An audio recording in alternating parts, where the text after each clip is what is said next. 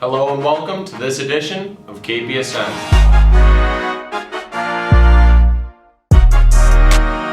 The class of 23 has left the building, but they are still fighting hard on the fields and courts, pushing towards an exciting postseason for our spring athletes. Our girls softball team earned a massive victory over the league rivals, the Taunton Tigers, defeating them 1-0 after a 10-inning thriller that ended with a Sarah Cullen walk-off. The two teams displayed why they are the top two teams in Massachusetts as both pitchers dueled it out for nearly 10 scoreless innings. Alright, you look 7'3". Hustle! Hustle! E6! Oh my goodness! Okay. Bottom of the fourth. Nothing. Eva Kelly at bat. Let's see what happens. She struck out. Huge pitch right here. The kick, the deal. Oh, drop! Foul ball! Alright, bottom 7. 2 outs. Live Patrol up to deck. Whoa! Strikeout. That's good on the That's an out. Kpsn. Extra innings, 2 strikes, 2 Biggest outs, pitch of the game. runner on third. Freshman McCoy Walsh earned the W as she pitched scoreless 10 innings, striking out a career high of 17 in her amazing outing. It started off a little rocky. I walked 2 people and then the girl got a bunt down, but after that, I decided to make that their best inning and I put my foot down and struck out most people. Taylor scored on a double with an error from Sarah, the line drive up the line. Everyone was running out. I mean, our coaches were jumping up and down. I was watching it and I came out really late, but it was fun. It feels great because I know that they're gonna make the play behind me, like when the girl got fly ball to the fence and Sarah caught it. Definitely felt like I had the team behind me. Then I need to trust my mechanics because I've worked hard for them. Because I'm not hitting, I feel like I'm still going up to bat even because everyone's cheering on and there's never a silent moment in the dugout. With this win, the Warriors have earned themselves a share of the Kelly Rex division title with Taunton, and finishing their regular season off tomorrow against Bridgewater Raynham.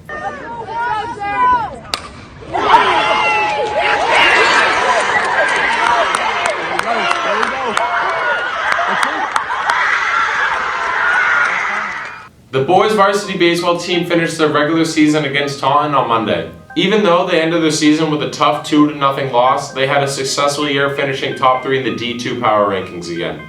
In that final game, Rudy Gailey pitched 6 strong innings, but the bats were not lively enough to get someone across the plate. The team has a week off before their championship run, and Coach Plimpton has plans to use that time wisely. He said they'll be focusing on keeping their bats ready for the live game hitting. He's bringing in some former players to pitch to our hitters to keep them fresh. The team will scrimmage Medfield on Tuesday and will work on keeping everyone focused and ready for some big competition. Since we're the 3rd seed, we do have home field advantage all the way until the Final Four, which is huge. We had that last year, and it was very significant. Our track team participated in the Hockomock League Championship meet at Foxborough High School last Saturday. It was a horrible weather day for the teams, but the cold and rain did not stop the athletes from competing at their best. 17 runners had PRs at this meet, and there were also some season records as well. The girls team placed 5th overall, and the boys ended up in a 3-way tie for 6th place with North Attleboro and Franklin. We have several track athletes qualify for divisionals at this meet. I'm here with Keegan. How's Hawks going so far? It's alright. Pete, after running 800, how are we feeling?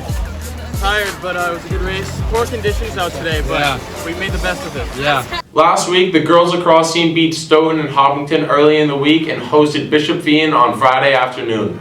It was a competitive game, and our Warriors played what was arguably the best game of the season, allowing them to pull out a crazy 15-5 win.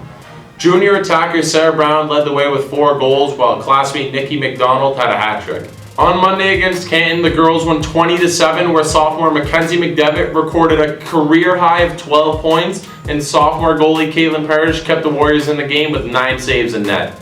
The last regular season game for the girls is this afternoon against Dover Sherborne, which will definitely be a tough game, but we wish the girls the best of luck, and we'll have all the updates next week. Our boys lacrosse team had a huge win against Fien Shamrocks on senior night. It is safe to say that the Warriors have officially broken free from their losing slump. After losing 3 in a row, they pushed through and had a 3-game winning streak to end the regular season. The two big wins against Canton and Ashland this past week bumped our Warriors into a comfortable seed heading into the Division II playoffs as they head into the postseason with a 13-5 record. Captains James Boldly, Alex Viscucci, and Dunny DeVellis are stressing the importance of working on the little things like ground balls, clearing, and possessing the ball, which are going to be key factors if they want to win the playoffs. Offensive coach Matt Minkwitz is also generating some new plays to strengthen the attack. The improvements came in handy against Ashland as the team was heading into the fourth quarter up 10-5. And Hayden Schmitz put up 4 Genos to secure the big 14-6 win. The team is hoping for a 7th seed placement going into the playoffs, which will give them a couple games of home field advantage. We got star player Thomas KILROY over here. He's been doing really good.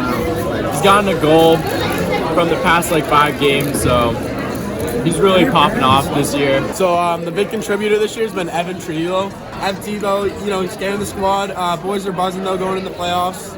Yeah, so our new offensive coach really putting in good plays, good sets, makes our offense move a lot better. The ball's getting around better, so it's easier to put it in the back of the net. Obviously, our mindset's huge going into the playoffs. I think everyone really wants to win it all this year. I think we're going to make a deep run.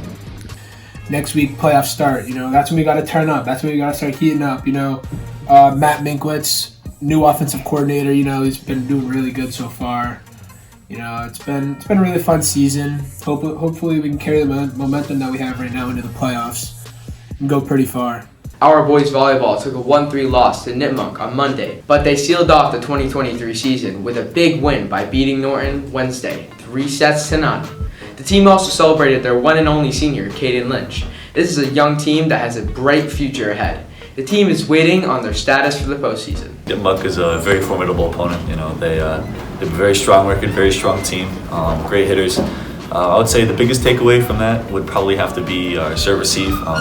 Definitely being able to receive on a lot of the hits and covering on a lot of the hits is definitely going to be very important coming up for playoff season. And if we fix these couple of key points, I think we should do much better. That last game we had, we just broke down. We couldn't get ourselves together, but we've been playing really good. We've been handling really well. We've been doing everything great. So I think we'll show them who we really are. I feel like we've been improving every day. So we have our downfalls, but we also rise up and come back with good games and high hopes. The KP girls tennis team is on a roll, winning their past 3 matches, which were all on the road. On Friday, they took down Foxborough and then Taunton on Monday. But the big story is about Tuesday's game against Dighton Rehoboth. King Philip swept all 5 matches, including 4 in straight sets, to take down the Falcons. The seniors made sure that the last match of the regular season was the best it could possibly be. The team is in second place behind the 13-3 North Attleboro team. Last Friday, our boys tennis team played against Severian at our home court, which resulted in a 4-1 loss for them. On Monday, they turned things around in the last regular season game against Taunton at home, swept them 5-0. Although there were many ups and downs for the team, this was a great and memorable way to end the regular season. As of today, they're sitting in the 4th place position in the Kelly Recs. I'm here with Brett Schneider. It was definitely a close match at Mansfield. How do you feel losing the last match, to possibly win the match? I think we definitely could have won it. We played well in the first set, but they were just better. They were very good players. So. I'm here with Asher the Fury, the sophomore winner today. Although the team lost at Mansfield, you pulled out the victory, going to a 3rd set. How are you feeling right now? I'm feeling great. Me and my doubles partner, Leo Manning, we just came back, and we just changed the whole mindset from the first set to 2nd set to then to 3rd set. After an incredible regular season, the Celtics have been put to the true test in the playoffs. Jason Tatum had some shining moments, including a 51-point game against the Sixers, but overall, he has not played up to expectations in the postseason. The Celtics have been really inconsistent and out of sync. They came into the Eastern Conference Finals heavy favorites to move on to the NBA Finals for the 2nd year straight. However, the team has been faced with a number of questions about what has gone wrong. With the shots not falling for the Celtics and the big stars of the team struggling to contribute, they have been simply outplayed in every aspect by the Heat. Head coach Joe Mazzulla is in the headline of a lot of talk, as his future is up in the air after a disappointing performance in the playoffs. This series with the Heat makes my stomach turn, man. Game 5 going into Boston. Jeez, it's gonna be a loud one. Hopefully the Garden is buzzing. You know, Tatum woke up in the third quarter. You know, Tatum, bang. Marcus Smart, bang. Derek White, bang. The Celtics, I got them 7. Of course, we won game 4 with ease. We're gonna go back home. Place is gonna be rocking. We're gonna win that one. Then game 6 is gonna be a tough one in Miami.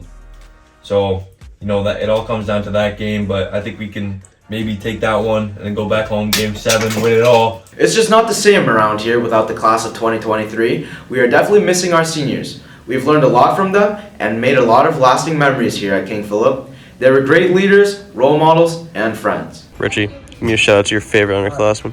Just want to give a shout out to my boy Dave. He's a freshman. He's coming up in the rankings. He's going to be a sophomore next year. He's going to miss all of us, and we're going to miss him dearly. I love you, Dave.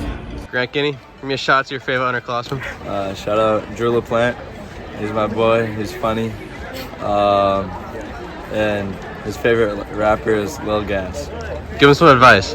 Some advice? Keep listening to Lil Gas and keep smiling and keep dreaming. Yes, sir. Brennan, give me a shout out to your favorite underclassman. Leo Dowling. Any advice for him? Just keep working. Alex, give me a shout out to your favorite underclassman. Shout out Pat Weibland. Any advice for working him? hard. Okay. I'm here with Matt Kelly, football and baseball captain. Who was one of your favorite underclassmen to play with, and what advice do you have for him to carry on in the next season? For football, I'd say Aiden Nastrino. For baseball, I'd have to say Leo Dowling. 2 great players, good kids who will continue to work hard. Definitely my brother, the family, Drew LaPlante, then Brendan Castro and Jack Cassini, and I got to throw Tommy Kilroy in there. What advice do you have for them to take lead next season? Just to be aggressive, don't hold back. I mean, they were great players this past season. They've always been playing up with us. Just now that the offense has kind of opened up, just go at it, don't hold back, and just maybe beat Franklin. So I have to go with junior Max Robison. Kid's just a dog on and off the field. Hits the gym almost as hard as I do. Almost. I can't say enough good things about him. Triceps are they're huge. So just Roby, if you're listening, keep pushing. Let's go, baby. My favorite underclassman I played with is probably Jack Cassini. He gave me the work a little bit in practice, but I always made sure I gave him that work. He got me better every day, and I wouldn't be who I am without him. The competitiveness that went towards practice with them, making me mad, angry, grit, heart, joy, emotions.